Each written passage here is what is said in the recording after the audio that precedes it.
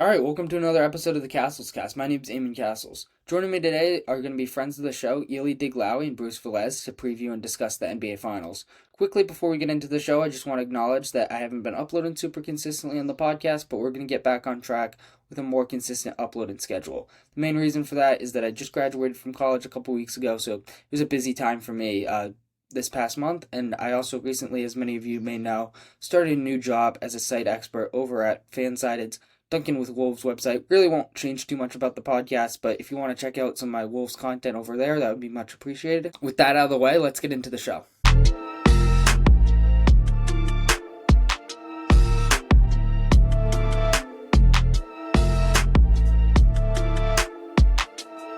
All right, so joining me now is Elie Deglaoui and Bruce Veliz to discuss the NBA Finals. How you boys doing today?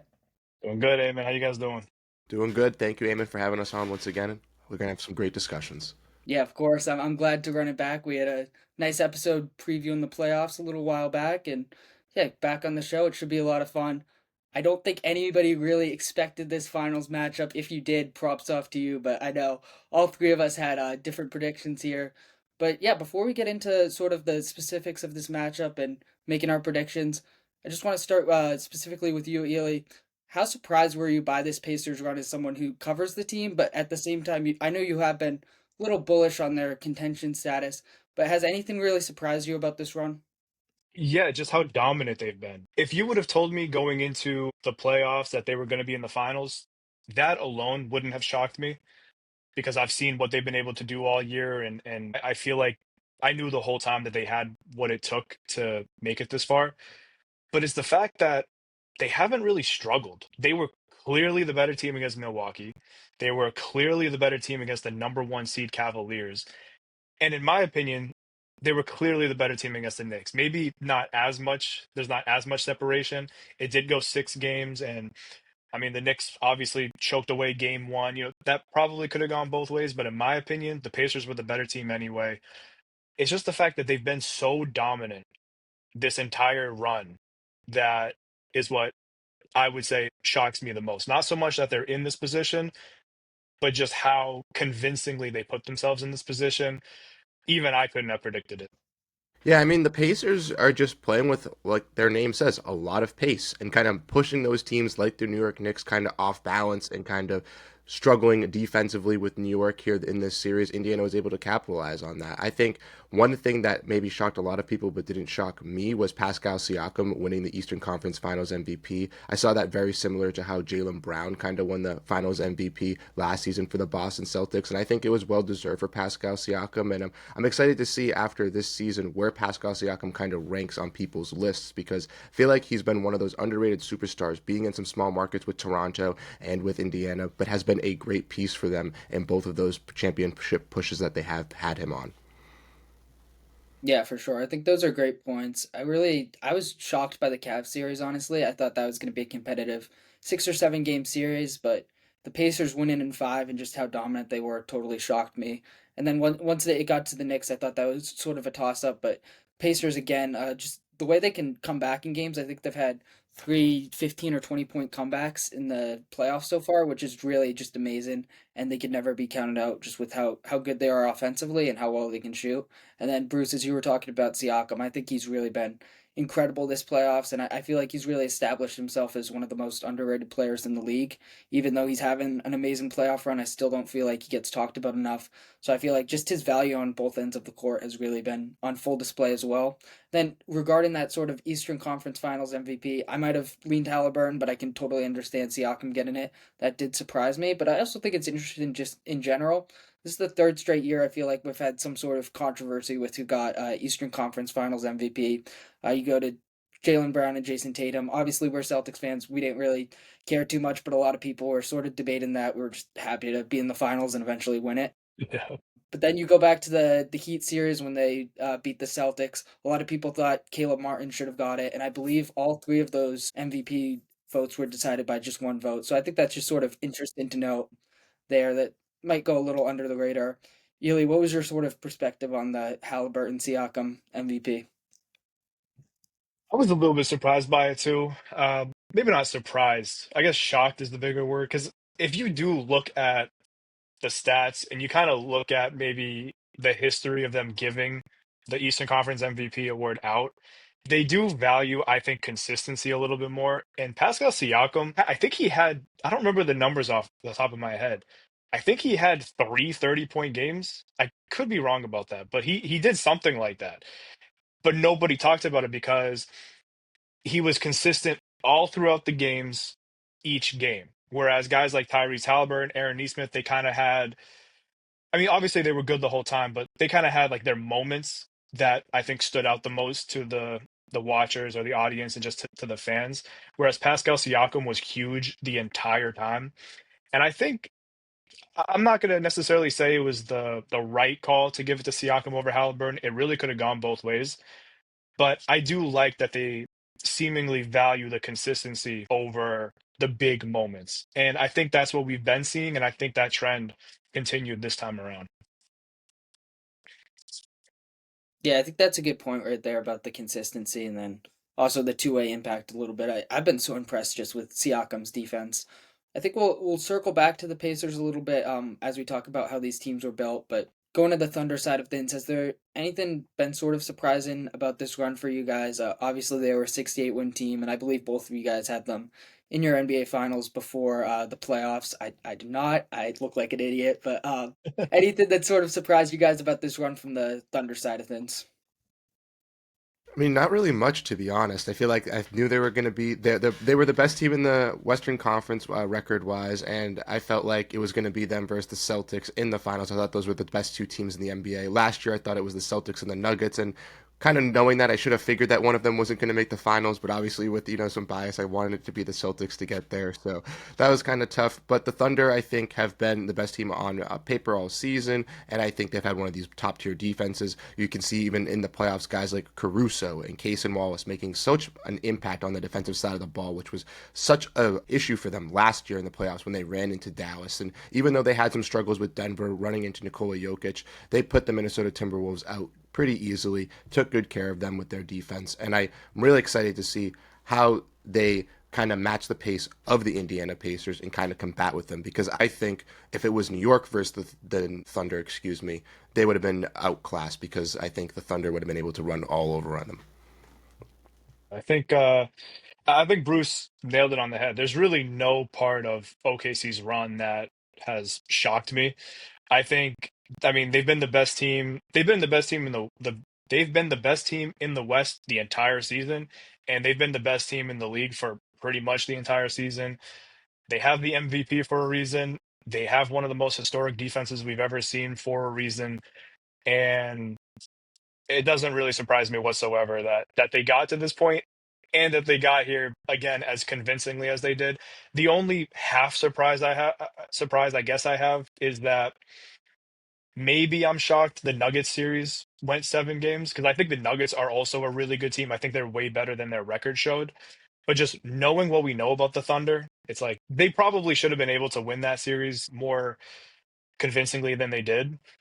Besides that, though, there's no part of me that's surprised with anything going on with them right now. Yeah, no, that definitely makes sense, especially because you picked them in the finals.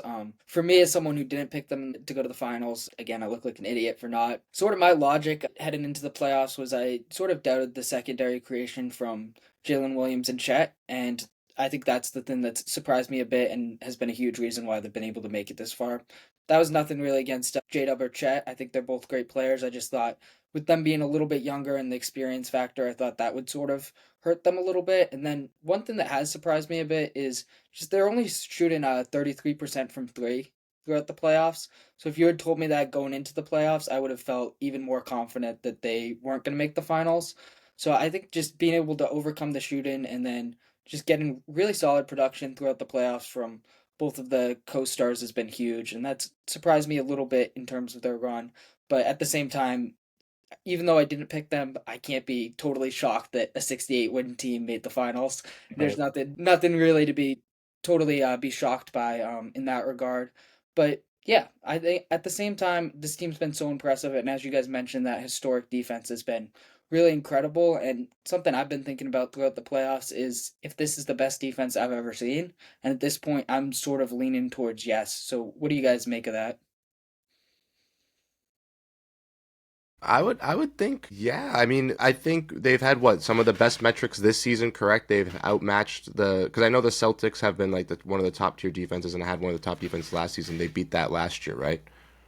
Yeah, Okay. they.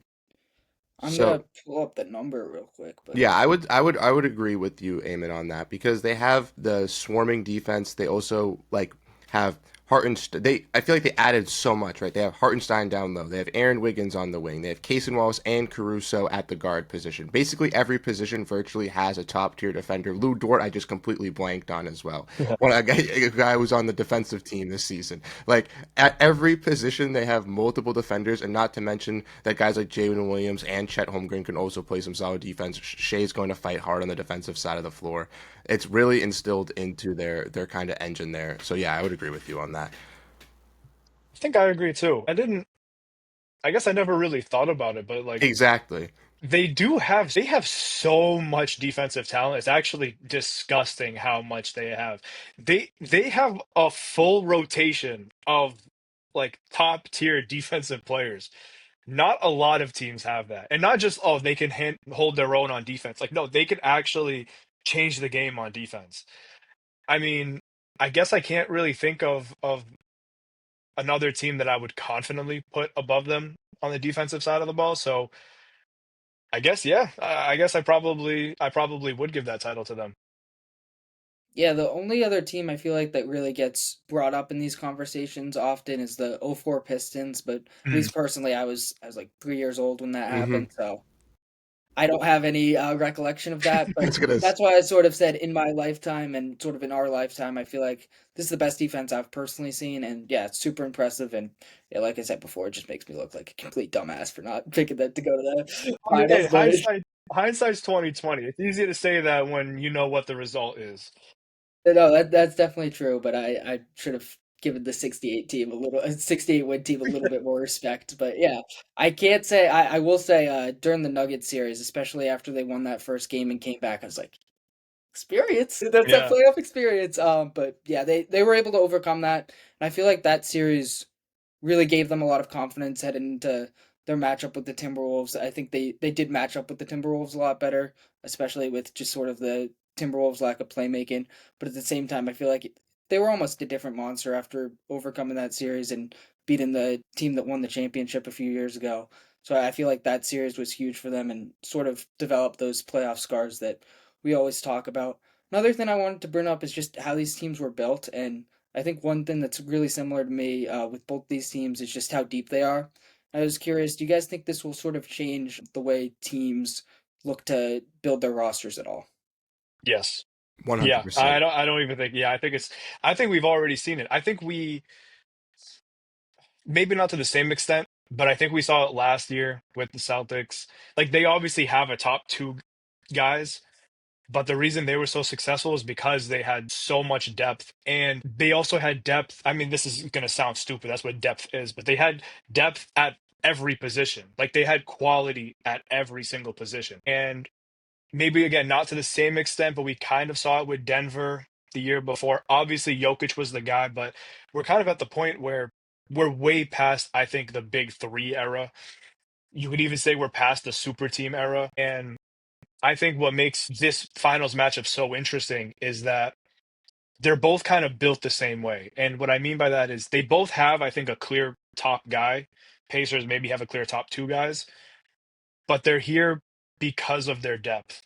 And another thing that I've been really interested in, I've more so followed this from Indiana's side, but OKC's been doing this too, is that they've actually been utilizing their depth in the playoffs. A lot of the time, once the playoffs come around, we shorten rotations. We want the top guys playing as much as possible. Thomas Bryant just helped the Pacers clinch the series a couple of nights ago.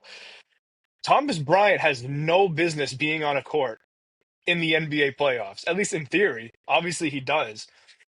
But it's like teams are utilizing their depth in a way that they don't usually do it. And I think that's what teams from here on out are going to pay more attention to. Yeah, I definitely agree with your take on Thomas Bryant with the depth because I tweeted out Thomas Bryant in 2025 in the playoffs. This is not what I was expecting to go on with this game, but it's also great to see. And I think to kind of cater to your point, Ely, I think they're going to see kind of two ways to really build these teams. I think you brought up a great point with the Celtics and having these two stars in Jason Tatum and Jaylen Brown, and then having that kind of like depth of all-star players or guys that are willing to take sacrificial roles to kind of really help out and win a championship. You look at guys like Porzingis, Derek White, Drew Holiday. All those guys could be number two, number three options on really good teams, but are willing to take that sacrificial role to all come together to be, third, fourth, fifth option and really all help out to win a championship. And I think we're going to see teams kind of go either that way and kind of go pushing the luxury tax and going like that, or very similar to like an Indiana Pacers or like a Oklahoma City Thunder where they have their one to two stars, right? Shea and I guess J Dub or Halliburton and Siakam, but have a lot of just guys that are making middling contracts and are just going to be, I guess, not necessarily third or fourth stars, but just filled with, I guess, 5 to 6 guys that could really just step up on every single night for you and just really fill in those blankets or pockets that you are missing, that your stars are overlapping with. Yeah, no, absolutely. I think you guys nailed it there. One thing that I've heard throughout the playoffs and has really resonated with me is the game has gone from who's your best player to who's your worst player. And I think that's really been crucial, and I think we can sort of see that with both these teams. They don't really have any clear weaknesses on the court and nowhere to attack. And for the Pacers especially, it's you can't really leave anyone open. You can't sag off of them. And then OKC, they're a little bit more built on that defense. There's nobody that you can really attack on their defense or target there except for maybe Isaiah Joe. But at the same time, their defense is just so elite that there's going to be really no stopping them in that regard. So I feel like the game has really changed in that way to where you're trying to cover up any possible weaknesses. And then the other thing that I like to think about with these two teams is just with them being small market teams, it just shows the value of having good front offices and making the right decisions. Obviously, Sam Presti has been credited as one of the best GMs in basketball, but I think on the Pacer side of things, Kevin Pritchard deserves a lot of credit, and it's been nice to see him getting some of the praise because he's really made some incredible decisions, especially trades. Obviously, trading for Tyrese Halliburton, pretty much the Domantas Sabonis Tyrese Halliburton swap. I think they also got Buddy Hield back in that trade.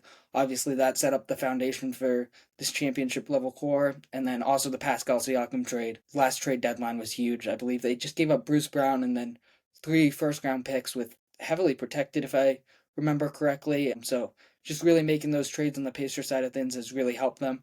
And then on the Thunder side of things, I think it has been a little bit more about drafting, but obviously you go back to the massive Paul George trade and the trade pieces certainly been there. They got 6 first round picks for him, and then obviously Shea Gilgis Alexander. I believe Jalen Williams was a result of one of those picks as well. So it really shows the value of good trades and good draft picks. They Thunder, I feel like they really have an identity that they look for when they draft players, and that's guys that can defend at a high level and are comfortable with the ball in their hands. So I think that's really shown throughout these playoffs, and I think that will change things a little bit from the front office side of things and just give teams a blueprint to build off of. I think the other thing I mentioned the Paul George trade from the Thunder side of things, but funny enough, the Pacers were able to acquire Domantas Sabonis and Victor Oladipo, ultimately netting them Tyrese Halliburton as a result of the Paul George trade back in 2017, I believe.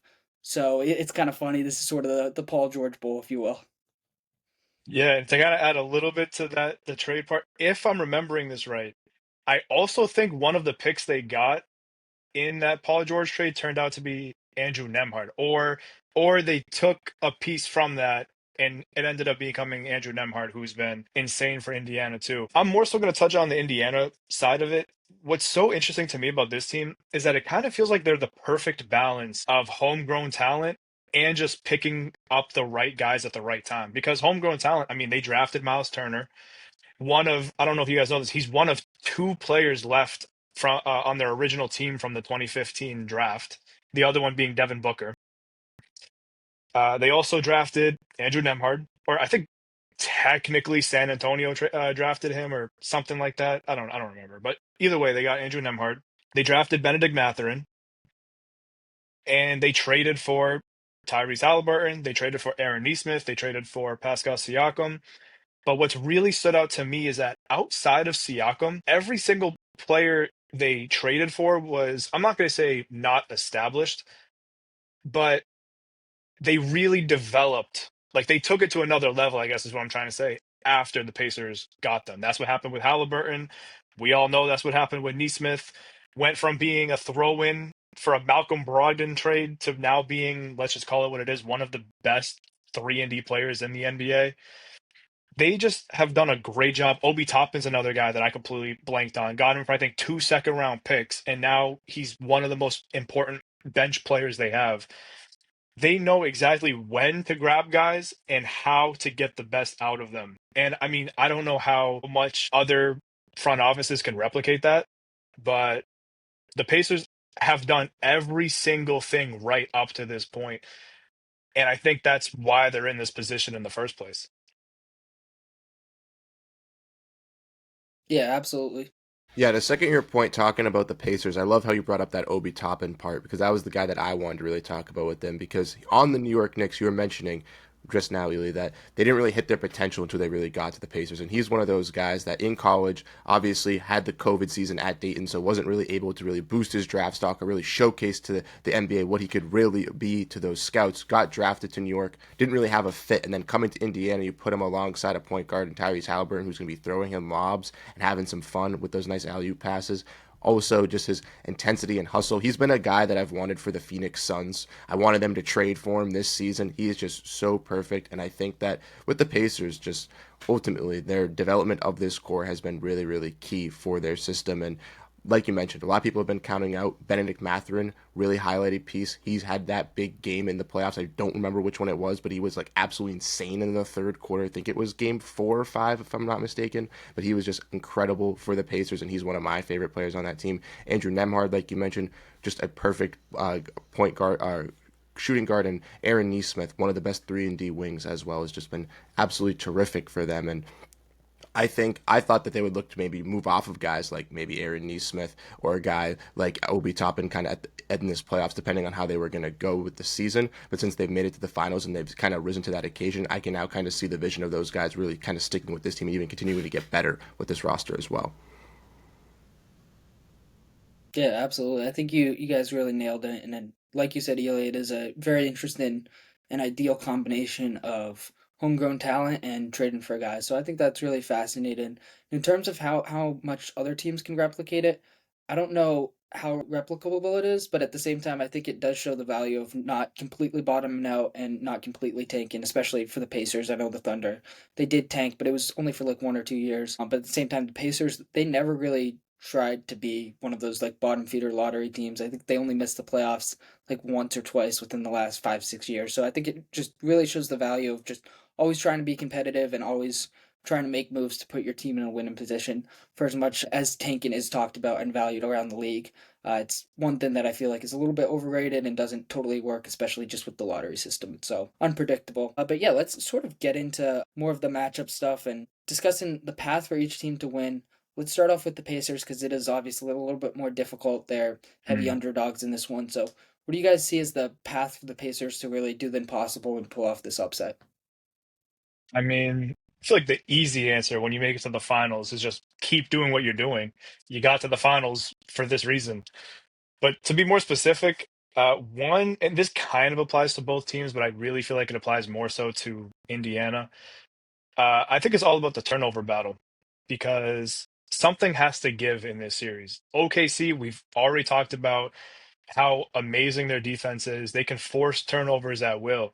But the Pacers are really good at taking care of the ball, largely because of Tyrese Halliburton, who is one of the most efficient and most secure ball handlers in the game and one of the best passers in the game. We all know that. Something has to give there. And if the Pacers can get that advantage and take care of the ball and not give OKC, and more specifically Shea, any extra opportunities to get points on them, I think that would go a long way for them. I do think it goes the other way too because Indiana is also one of the best transitional teams in the league. They are really good at generating fast break opportunities. So that goes the other way. If they're forcing turnovers against the Thunder, that bodes well for them too. But more specifically, I think on the offensive side of the ball, if the Pacers can keep taking care of the ball, they will not only still have their advantage there, but it also puts the Thunder in a really not a tough spot, but it might make things a little bit more difficult for them, which if you're the Pacers, is exactly what you want right now.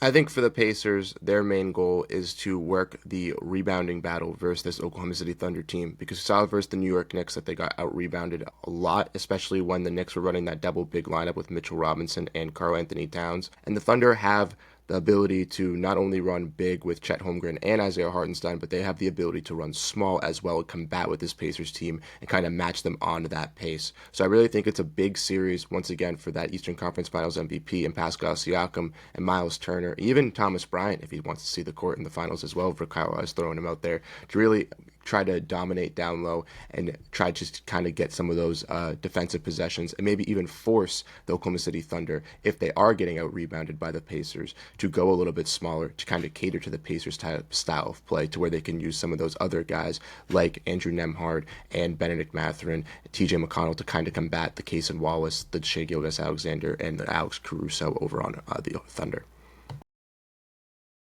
Yeah, absolutely. I really like those points from both of you guys. I think obviously against this OKC defense who focuses on ball pressure and forcing turnovers, taking care of the ball is going to be huge, but at the same time the Pacers are well equipped to do that because of Tyrese Halliburton especially. He never turns the ball over, and I think that's going to really benefit them, and just how they're able to get good shots within their offense is also huge. It's in some ways I feel like it's a little bit similar to the Nuggets just because they always find a way to get open shots, and I think that will benefit them against the Thunder. And then at the same time, just the way they move the ball is really incredible. So that will be huge. And then to your point, Bruce, I feel like the rebound in battle will be essential and really ensuring that they can get points in the paint and get offensive rebounds, get defensive rebounds, and really sort of contain the Thunder's double big lineup. I think this will be a huge series for Miles Turner. We'll talk about that a little bit more when we get into the X factors, but I'm really looking for him to have a huge series, and I think that will be essential if the Pacers win. One thing I want to talk about a little bit is their drive and kick game. That's been a huge part of their offense, and it's really helped them, as I was talking about earlier, really generate good looks. And I think it's sort of interesting to think about the Pacers are first in corner threes throughout the playoffs. Well, the Thunder gave up the most corner threes in the regular season. So I think that could be one advantage and one way that the Pacers could really find a way to stop this Thunder's defense. And then let's get into it sort of with the Thunder side of things. Same question. What's the path for them to win? This might be a little bit more straightforward, but let's sort of explore this. I mean, just keep doing what they're doing. I mean, I think the Thunder have, and this is the advantage you have when you're just, let's call it the better team. The Thunder can afford to, I think, have an off night, an off quarter, and still be fine. The Pacers, if they have an off night, they're in a really tough position. I just think for OKC, it's just keep doing what you're doing. Like I said, when it comes to the ball security for Indiana, something has to give there. And if the Thunder can get that advantage on top of all their other advantages that they have on paper, I think that would put them in a really good position too. So the cop out answer is just keep doing what they're doing. But the more, I guess, professional answer is really, really, really focus on that ball pressure because Indiana is in this spot mostly because of their offense. And if the Thunder can make them just at least a little bit uncomfortable, they might have already won. So I think that's the key for them. Yeah, I think my key for the Oklahoma City Thunder, kind of catering to your point, Elie, on how they need on the Pacers need to stop the turnovers. I think that the Thunder need to force that pressure with the guys like Case and Wallace and Alex Caruso, making sure that they are on Tyrese Halliburton strapped onto him at all times, making sure that they're going underneath those screens, making sure that he is not getting any opportunity because if they can basically silence Tyrese Halliburton and kind of suffocate that little bit of an offense and force guys like Andrew Nemhard to have to take those big time shots or have to really step up or force a guy like Benedict Mathurin to really take over for this offense who has been inconsistent in his career at that side of the point, I think that would be very huge for the Oklahoma City Thunder. And then kind of to second that as well, I think another huge point is going to be how Jalen Williams really looks in this series as well because he's been someone that's been categorized by NBA fans. I feel like some people really respect him, some people don't really respect him. I'm kind of in middle grounds with him. I think he can be the second star for this Thunder team, and I want to see him really step up versus the Pacers to kind of deliver that. Yeah, absolutely. I agree with those points from both of you guys. What I had is sort of disrupting Halliburton. I think one important stat that's sort of been going around is The Pacers are 36-6, including the playoffs when he scores 20 plus points. So really trying to disrupt him and take away his scoring will be huge. I feel like we could have maybe touched on that with the Pacer side of things. If Halliburton can get going, then that would bode well for them.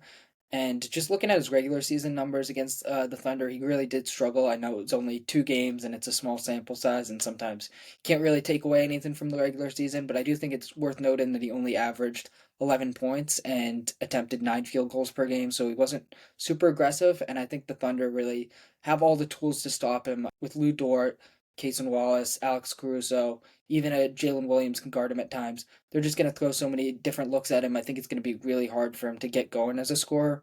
I do trust him to take care of the ball and make the right decisions as a passer, but at the same time, I think the Thunder will really be focused on limiting him as a scorer because it's so essential to this Pacers team. When he gets going, they just tend to reach another level.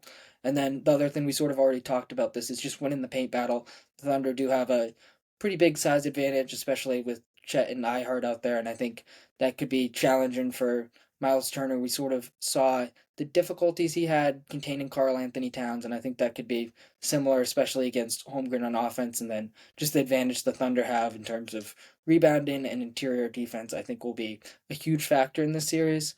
The other thing I want to note that I think will be huge is I think they do need to shoot the ball a little bit better. I mentioned earlier they're only shooting 33% from three throughout the playoffs, so I feel like they can't really get away with a poor shooting series against this Pacers team. As great as they are and as great as this Thunder defense is, I feel like if they continue to shoot the ball at a poor rate, I think it will extend the series at the very least. So I'd be looking for some of those role players to step up a little bit in that regard and knock down some of those shots. All right, so we can get into X factors for both teams. Let's just start it off with the Pacers again. What do you guys have as your X factor for the Pacers? I've kind of been torn between two, but the one that really sticks out to me is Andrew Nemhard because he's most likely going to be getting the Shea assignment, and Nemhard's been great, at least on the defensive side of the ball, all postseason. He was great against Damian Lillard in the couple of games he played. He was great against Donovan Mitchell when he went up against him in Cleveland, and he was great against Jalen Brunson in the conference finals. I mean, the Thunder are a great team. They have so much depth, like we already talked about, but they work because of Shea. And if Nemhard can make it a little bit difficult for him, I mean, the Pacers need as many advantages as they can get. And I think that would be a pretty big one to get. Obviously, they're not going to stop Shea Gilgeous-Alexander. I don't think anybody really can, but they can make life difficult for him. And that ultimately comes down to Andrew Nemhard. I looked at his head-to-head stats, and Andrew Nemhard statistically did not struggle against a single player more than he did against Shea Gilgeous-Alexander. Again, it was only 2 games, very small sample size, but it was something like Shea shot 65% when he was guarded by Nemhard, and he scored like 29 points on him off like 11 shots or something like that. Only only Jordan Poole scored more, but he had an extra game, so I don't really think it counts. But ultimately, I think it comes down to whether Andrew Nemhard, at least on the defensive side of the ball, can keep doing what he's doing. If he can, that's going to be huge for the Pacers. And obviously, if he can contribute more offensively, I think that would be really good for the team. I really like that pick. Honestly, I was deciding between him and my guy that I'm going to say, but I think the X factor for the Pacers for me is going to be Benedict Mathurin. Kind of how I alluded to earlier, just he's one of those offensive pieces for this Pacers team. And even though sometimes he is a little bit streaky for this squad, I think that with the problems that Tyrese Halliburton may have on the offensive side, being guarded by guys like Caruso and Cason Wallace and that suffocating Oklahoma City defense, I think a guy like Mathurin's going to have to really step up and take that cause. I think Mathurin has been sidelined for this Pacers team as a bench player due to the fact that him and Tyrese, it's kind of hard for them to kind of cooperate on the court because they both really need the ball in their hands. They both kind of have to are both kind of like score first, you know what I mean? And kind of, I think if Halliburton's kind of getting taken off on that island, if the Pacers kind of go to a guy like Benedict Mathurin, we could kind of see that explosion like we saw in those games. And if he's going up against guys like Lou Dort, who's obviously a solid defender, I think that's key. But if he's going up against some of those bench unit guys, guys like Aaron Wiggins, Isaiah Joe, I know that they're solid as well on the defensive side, but I think that gives Mathurin a little bit of an extra edge going up against those guys and can maybe lead a guy in the maybe lead the Pacers in like a second half kind of push or charge at some points in some of these bench unit spots for them and kind of lead them in a little bit of rally or comebacks that we've seen them do in these playoffs. So I think he's a guy that I would keep an eye on. But Nemhard is also one that I think is going to have a big series as well for the Pacers. Yeah, I think both those players will be huge, so I definitely like both those picks. I'm going to go back to Miles Turner. I sort of mentioned earlier. I think he's going to be huge for this Pacers team going up against the Thunder size, and I think he could, in some ways, make or break the series a little bit for the Pacers. I think we really did see some of his struggles against Karl Anthony Towns last round in the playoffs, so I think Chet could really challenge him, and then especially with iHeart there as well. Turner's just going to be so important defensively and as a rebounder, really trying to contain those double bigs. I think that's going to be a huge factor for the Pacers in this series. So I'm looking at Miles Turner. The other guy I just wanted to throw out real quickly is Aaron Nesmith. He's not totally 100% with that ankle injury. Obviously, having the 5 or 6 days of rest will help him there. But at the same time, I think you just need another guy to throw at Shea. I think you just can't give him the same defender every play. So he's the other guy, other than Nemhart, that I would expect to guard Shea a lot and have a big impact there. And then we saw last round how important he can be just as a scorer and 3-point shooter for the Pacers. So I think he's going to have a big role in this series as well. And then getting into it for the Thunder side of things, who do you guys have as the X factor there? So for me, it's actually kind of funny that you mentioned Aaron Nesmith because that was the other player I was going back and forth on. And so I feel like because I didn't go with Aaron Nesmith for Indiana, I'm going to go with what I think is his counterpart in OKC, Lou Dort. I think when you look at the matchups, those are two of the best 3-and-D guys in the league today. And they're both essentially going to kind of be having the same role for their respective teams. And I'm trying to, I guess, maybe it's not a one-to-one comparison, but I kind of view this in a way that I viewed the Aaron Nesmith kind of Ty Jerome matchup in Cleveland. Like it's obviously not the exact same thing, but the Pacers won that matchup. Aaron Nesmith was way better than Ty Jerome, and I think that was huge for the Pacers. I think some of the same can be said for the Thunder and Lou Dort and the Pacers and Aaron Nesmith. If Lou Dort can do what he's doing, and especially against a guy like Aaron Nesmith, who, like you said, Eamon, isn't really 100% right now, then I think that's another matchup that would go OKC's way. And I mean, you know what you're going to get out of Shea. You know what you're going to get out of Chet. You know what you're going to get out of iHeart, like Jalen Williams. Like, you know what you're going to get out of them. But Lou Dort, if Lou Dort has an off series, that does put the Thunder in a really bad situation. But if he doesn't, then the title might be guaranteed. Who knows? So for me, I would have to go with Lou Dort. If the Thunder could win that matchup against the Pacers and Aaron Nesmith, I think that's good for them. That I'm also going to go with a kind of a lurky pick for the Thunder here. And for the Thunder, we have seen them kind of struggle offensively in some aspects where they've either lost some big quarters or lost games because they just have gone completely cold from the 3-point line. And the Pacers, as we know, are a team that average basically over 100 points in every single game that they play are in a high level octane offense. So I think that if the Thunder's defense or can either get subdued or the Pacers can kind of overcome that Thunder defense. I think a big player to keep an eye on is Isaiah Joe for the Oklahoma City Thunder, as he's one of their better 3-point shooters. And not a lot of people know really much about Isaiah Joe, but him and Aaron Wiggins are kind of those kind of deep wings that they do have down in their roster. And I was kind of deciding between which one I would want to take. But I think a guy in Isaiah Joe has a little bit better offense, a little bit more 3-point shooting prowess, and can kind of maybe get the Thunder kind of back into a slump, similar how I thought Benedict Mathurin, could do for the Pacers in this series. I think a guy like Isaiah Joe could come in and maybe just be like a high octane guy, and who knows, maybe have a day like Aaron Nesmith where he goes 6 or 7 for 3-point range and has 6 or 7 threes, and then boom, the Thunder just win that game just because of that one instance. So Isaiah Joe is definitely a guy I'm keeping an eye on.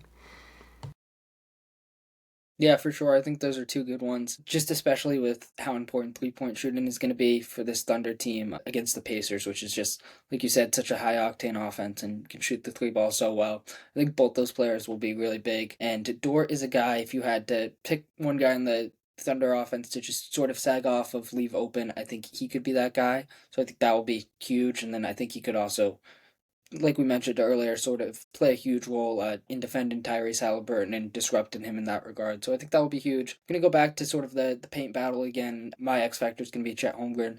I think he could really have a second option level production type of series going up against Miles Turner along with iHeart there. I think, like I mentioned earlier, I feel like that's going to be really tough for the Pacers to match up with. And then defensively, Chet's just been incredible throughout the playoffs. So I look for him to really continue that excellence. And I think if he plays to the level that he can and he plays at an elite level, this could be a fairly short series and the Thunder could sort of dominate. And I feel like he's going to be essential in terms of containing Turner, but I think he's also going to get a healthy share of time guard in Pascal Siakam, who's been, as we mentioned, really a crucial player for the Pacers. So I think his value there will be huge as well. And then, sort of as Bruce mentioned earlier, the rebounding battle will be huge. So I'm looking for Chet to make an impact there. I think this could be a really massive series for him. And like I said, I feel like if he plays to an elite level, this could be somewhat of a short series in the Thunder's favor. I really like that Chet pick, by the way. That's a good one. Before we make our final predictions, I thought it would be fun just to talk about some of the sort of matchups. So we sort of mentioned Nemhard, Garden, Shea. How do you think that will sort of break down between Nemhard and Neesmith being those two primary defenders on him? But do you guys think Neesmith will get a bigger role just to sort of mix up the matchups a little bit? Yeah, I could see that happening. I definitely, I do think it's ultimately going to come down to those two on Shea. We did see it a little bit against Jalen Brunson. We saw Neesmith on him at times. We saw Nemhard on him at times. I do think that's how they're probably going to do it again this time around. I think what Neesmith provides specifically against Shea that Nemhard doesn't necessarily provide is a lot bigger. And going up against Shea is a lot different than going up against Jalen Brunson. So I definitely think Neesmith will provide kind of like a size advantage that even Nemhard can't. So I do think it will most likely come down to those two. I still see it more so going to Nemhard, especially with Neesmith's injury. But I do think both of those guys are going to be key to containing as much as they can. Yeah, I was just about to say to that point, Ely, that with Jalen Brunson, obviously we saw Neesmith and we saw Nemhard on both of them, and I thought in Game 6 they believe they switched Nemhard on him after like the first possession or something like that, after Jalen Brunson got the layup right when he drove by him or something like that, and with Neesmith kind of being, I guess, not at 100%, I would expect Nemhard to kind of have that matchup more on Shea, but I do think that that will be very cool to see, and then secondary to kind of Neesmith guarding, who do you, I guess is kind of a next question. If Nemhard and Neesmith are switching off, who do you really see Neesmith, I guess, guarding ass else on that Thunder offense? I don't even know because like who are you going to put him on? I mean you can't put him on Lou Dort. Yeah, Like, you definitely can't put him on one of the bigs. Obviously, I mean, is it Jalen Williams by that's default what I because was he's thinking, but like their other best defender? I mean, I think that's going to be a key thing to keep an eye on. I think that's going to be a big problem for them. They don't have the size advantage that OKC has. So I guess maybe by default it would be J Dub. But if the Pacers are stuck with that matchup, I don't think that's going to be good for them.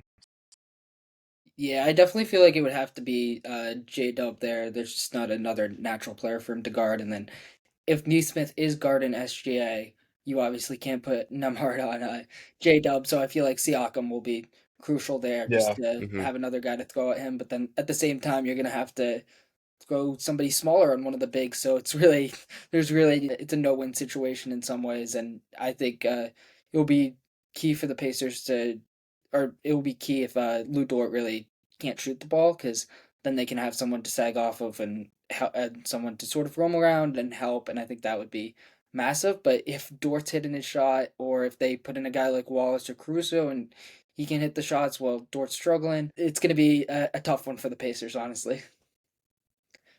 Yeah, the Thunder are just too well versed, man. They're just too like we talked about depth, and I know we kind of struck about it on both teams, but like it's just another level. I feel like with Oklahoma City Thunder, you look even when you look at like Usman Jang, like it's just like like they could throw him out there and he could just start hooping, and you're just like, all right, yeah, I expected that. That team is so disgusting, man.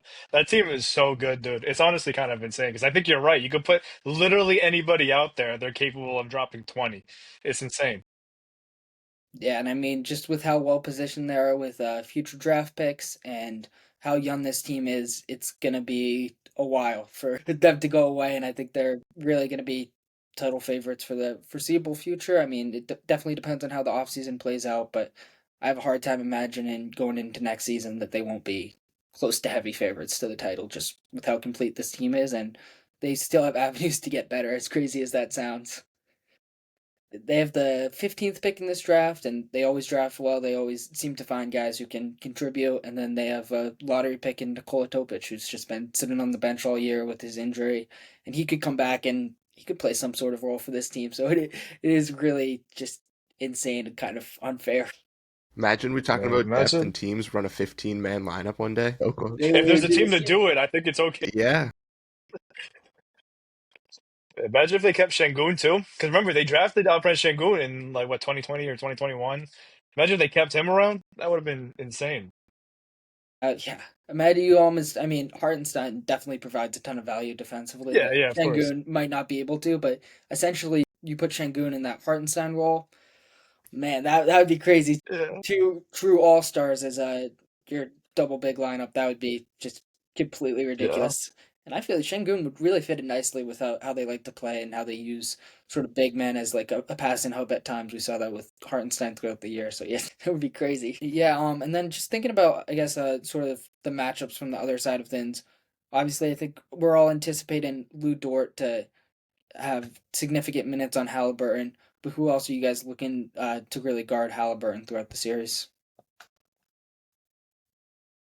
I mean, I think that's what kind of stands out about OKC. It really does feel like they could put just about anybody on him and be fine. I mean, I could maybe if Halliburton's really cooking, I could maybe see them putting like a Jalen Williams on him. I don't think that will happen, but I could see a world where that exists. But I definitely think it's no matter what the Thunder do, I do think Halliburton is. I do think he's going to be kind of. How much I say this? Like, I think he's still going to be Halliburton against OKC, but I guess by default, I mean, maybe it would be a guy like Jalen Williams. Again, I don't love that because I think they're going to put him on a guy like Siakam. I think that's way more important. But if Halliburton's really feeling it, I could see them making that adjustment.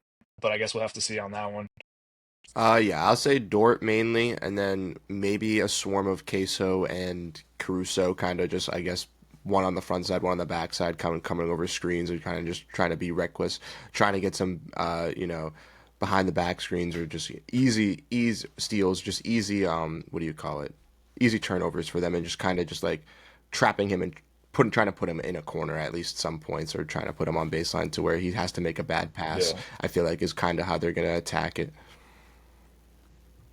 Yeah, no, for sure. I think I could see some J Dub on him, and then especially once Dort checks out, they usually tend to put either Caruso and or sometimes both of them, Wallace in there, and I think those two will have a huge impact. I think when I look at this series with Tyrese, it does remind me a little bit of the Anthony Edwards series a little bit. I don't think Tyrese is going to turn the ball over that much, but I think he's going to have some moments where he sort of figures out the OKC defense a little bit, and he has some big scoring nights. But then I also do think I'm at least expecting some low points throughout this series, just with how good this OKC defense is. And then you guys mentioned J Dub guard and Siakam. Do you guys think that will be the primary matchup? And then, sort of with that, do you think one of the bigs will maybe guard Neesmith at some point? I mean, I guess I could see it. I think because they got to use that double big lineup, you know, to the best of their I guess advantage. And I think that's why, kind of like you mentioned earlier, Miles Turner is going to be super important in this series because in order for them to really have a chance against that lineup, Miles Turner's got to be huge. I do think it's going to be Jalen Williams on Pascal Siakam. I mean, I guess when it comes to Neesmith, it's so tough to really gauge because of his injury. I mean, he was okay after he came, not necessarily after he came back, but in the games he played after his injury in the conference finals, he was fine. But you could definitely tell he wasn't Aaron Neesmith that we like the same one that we saw in game one. So I think it's going to be really interesting to see how OKC does guard him because I don't think he's going to be as big of a factor. I still think he's going to be involved a lot, but maybe he's not going to be as big of a threat, I guess is what I'm trying to say. So I could see the Thunder kind of playing it a little bit differently, maybe putting one of the bigs on him and completely just neutralizing him as much as possible. I guess I could see something like that going down. Yeah, I would agree with you. I think we're going to see J Dub on Siakam. I think we'll probably see Chet then be young on Miles Turner for a majority of the series. So if they do run the double big, I would expect Hartenstein to be on Neesmith, kind of just playing it out. And then to your point, if Neesmith does get hot or has a stretch where he is hitting some threes, maybe they sacrifice taking out Hartenstein and putting in a Caruso or something like that to kind of help out that deafening blow. But I would definitely see them going with Hartenstein at first, just because I feel like when you look at the Pacers' offense, I guess per se, when you view all four of those guys, I feel like Neesmith and Nemhard are kind of in the starting lineup, the two that you could kind of, I guess, call out to not really have to put that much pressure on. But with Neesmith having maybe not being the most 100%, that you feel more confident that you could trust Hardenstein on him. Yeah, no, for sure. We really hit on everything with this series. I think the only thing that's really left is for us to sort of make our final prediction. So, how do you guys ultimately see this series playing out? It's tough for me because I've advocated for Indiana all year, all season long. I said this is a championship contender. I predicted them to beat Milwaukee in the first round. I don't think I officially predicted them to beat Cleveland, but I did say I could realistically see a world where they just send them home early. I did predict them against the Knicks. I do see a world that exists where they beat the Thunder, but I don't think they're going to be able to do it four times in the same series. So I'm going to go with OKC. I will go 6 games. I mean, I just think OKC is too overpowering for Indiana to beat again four times. I think they'll take a game or two, but I think it's going to be really, really, really difficult. They do have advantages that I think a lot of people maybe aren't necessarily talking about. I think they have, no disrespect to Mark Daigneault. I think he's obviously a great coach, but I do think the Pacers are better off with Rick Carlisle, and I think Rick Carlisle's coaching is what has gotten them this far in the first place. Just having the right game plan and knowing how to execute that game plan. So I do think they're going to be well prepared against OKC, but I don't see Indiana beating them in a series. So I'm going to go with OKC in 6. Yeah, I'm gonna stay also with OKC. I could see a world where Indiana does win, but like you mentioned, I don't see them beating them four times this season. Unfortunately, that OKC defense, like Eamon is saying, is one of the best that we've ever seen, if not the best we've ever seen in our lifetime. And they're, even though that high level octane of offense of Indiana has so many possibilities of with their depth of guys that can pop out and actually develop, I think that it's going to be too suffocating for them. And we've seen, I guess, with both of these small market teams, none of these guys really be able to be in these big time moments so far. But I do trust the overall depth and from the Oklahoma City Thunder to get it done here. I'm going to say OKC in 6 as well. I think they will win it in 6, but I could see it being done in 5 or 6. I don't know. The experience. I don't know. I don't know. Might have to go with the Pacers. I don't trust the experience. No, I'm just kidding. I think the Thunder certainly proved me wrong throughout the playoffs, and yeah, this team's legit. This is an all-time great team, and it's tough to pick against them. The last two finals, I think it's kind of interesting, have been 5-game series. I wonder if this will continue. I'm sort of hovering between 5 or 6 games. I do think the Pacers, just with the way they shoot the ball so well and just how good their offense is, how rarely they make mistakes. And then I also like the Carlisle point. He's a really great coach. I do think they have a better chance in this series than people are giving them credit for. I'd be really shocked if they won at the same time, but I do think they have a better chance of making the series at least competitive. So I'm gonna stick with you guys. I'm gonna go Thunder in 6. I think it will be a sneakily competitive series. I think it will be a little bit better than the last two finals we got, just from a competitive standpoint. But yeah, I think the biggest thing for me is just OKC's defense, as we've talked about throughout the episode, and really how they're going to be able to contain Halliburton, because this team is just not the same when Halliburton isn't aggressive and isn't scoring at a high level. So I think that's the biggest factor for me. And then, yeah, just how great OKC is. I mean, we've talked about it all episode, but this is just truly historically great team. So I really can't doubt them this spot. And yeah, I think it's going to be hard for most people to pick against them, really. Yeah. All right, so I think we really hit on everything with this episode. Thanks for coming on, boys. Before we head out, do you guys just want to plug some of your work, where to find your articles or other media work? Oh yeah, you can find me at 8seconds.com. If there's ever one place to find all your Pacers NBA Finals information, you can follow me at 8.9seconds.com for FanSided. I also write for athlonsports.com. My name should be around here somewhere. That's how you spell it. So you can look me up and you can get all my work there. I am on social media, same name on X, on Blue Sky, and on Instagram. So you can find me there.